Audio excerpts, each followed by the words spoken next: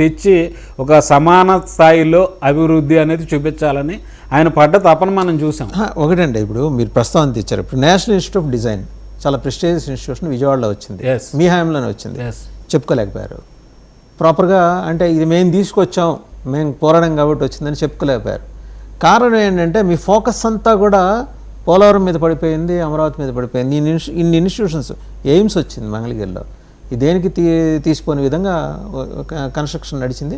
And ఇంకా develop అవుతుంది. ప్రభుత్వాలు సబ్సిక్వెంట్ గవర్నెన్స్ అనేది ఇట్స్ కంటిన్యూస్ ప్రాసెస్. ఇలాంటి ఒక 15-16 ఇన్స్టిట్యూషన్స్, తిరుపతికి వచ్చిన ఇంకొక జాతీయ స్థాయి సంస్థ, దేశంలో 4 చోట్ల ఉంటే ఒకటి తిరుపతికి వచ్చింది. మీ ఇనిషియేషన్ని మీరు చెప్పుకోలేకపోవటంలో మీ నాయకుల అలసత్వం ఉంది. అంటే ఎంతసేపు ముఖ్యమంత్రి చెప్తారులే మందేంట్లే ఇది అని చెప్పేసి ఒక ధోరణి, ఒక అలసత్వ ధోరణి ఆ పర్టికులర్ పీరియడ్లో మీ సీనియర్స్లో వచ్చిందనేది ఒక అబ్జర్వేషన్. మీరు అంగీకరించకపోయినా ఖచ్చితంగానే అంగీకరిస్తుంది. దానికి నేను చెప్పే వివరణ ఒకటే.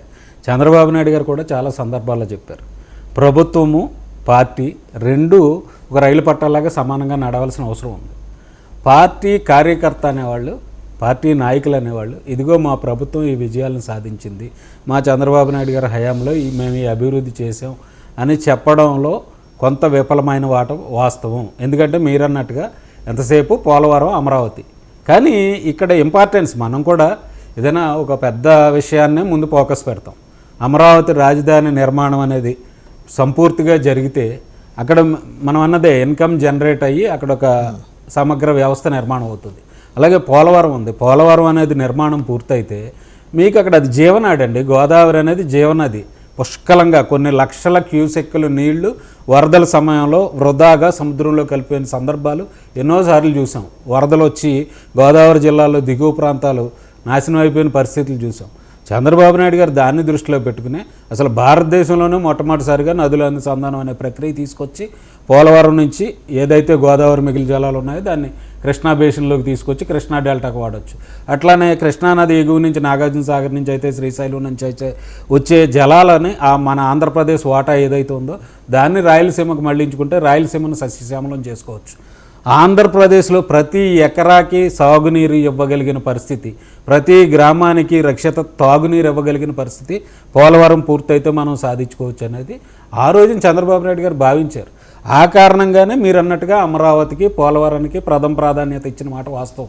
అదే సందర్భంలో మీరు చెప్పినట్టుగా మంగళగిరిలో వచ్చిన ఎయిమ్స్ కానీ, తాడేపల్లిగూడెంలో వచ్చిన నిట్ కానీ, లేకపోతే వైజాగ్లోనో, తిరుపతిలోనో, ఇతర ప్రాంతాల్లోనో వచ్చిన కేంద్ర ప్రభుత్వ రంగ సంస్థల్ని చెప్పాల్సిన బాధ్యత ఎవరిది? ఆ జిల్లాలో ఉన్న ముఖ్య నాయకులది, ఆ జిల్లాలో ఉన్న కార్యకర్తలది.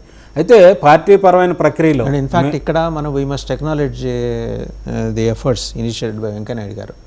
ఆయన ఉపరాష్ట్రపతిగా ఉండకముందర, అప్పుడు కేంద్ర మంత్రిగా ఉన్నప్పుడు నేషనల్ ఇన్స్టిట్యూట్ ఆఫ్ డిజైన్ అనేది నిజంగా అక్కడ రావడానికి ఆయన పెట్టిన ఎఫర్ట్ మనం ఇక్కడ ఖచ్చితంగా వెంకయ్యనాయుడు గారు ఆ రోజున కేంద్ర ప్రభుత్వంలో ఉన్నటువంటి బీజేపీ పెద్దలు కూడా ఆంధ్రప్రదేశ్కి ఆ రోజున మేము ఎన్డీఏ కూటమిలో తెలుగుదేశం పార్టీ భాగస్వామిగా ఉంది కాబట్టి వాళ్ళు కూడా సంపూర్ణ సహకారం అందించారు.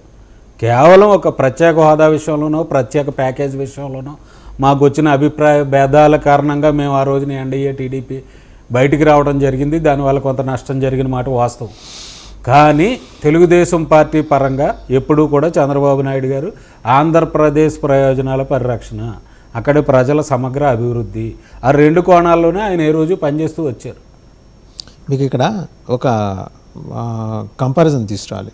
ఎన్టీ రామారావు గారు ముఖ్యమంత్రిగా ఉన్నప్పుడు, అంటే మన సీనియర్స్